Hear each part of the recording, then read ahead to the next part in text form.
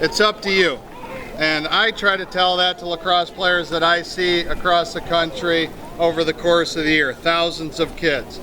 And when I was at Syracuse that senior year that Casey's talking about, one question that I always used to ask myself, am I doing everything that I can do to become the best player that I can be?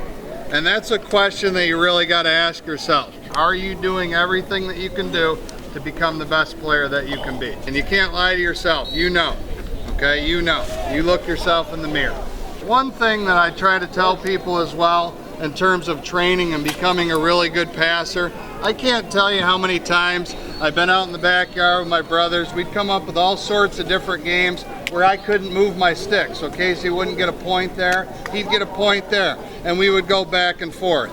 I mean, like you can imagine, brothers out in the backyard thinking of every creative game that you could come up with to compete against each other. You can do that with your buddies if you don't have a brother, whatever it might be.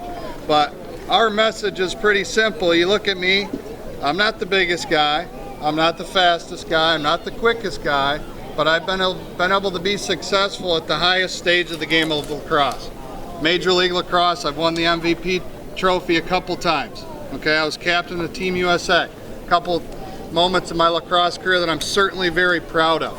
But I've been a sponge over the years, trying to soak up everything that I can about the game of lacrosse, whether it be watching lacrosse games, watching lacrosse on TV, whatever it might be. So I think that's super important. Try to get out there and watch as much lacrosse as you possibly can, and you're going to learn what players do to become successful and what players maybe don't do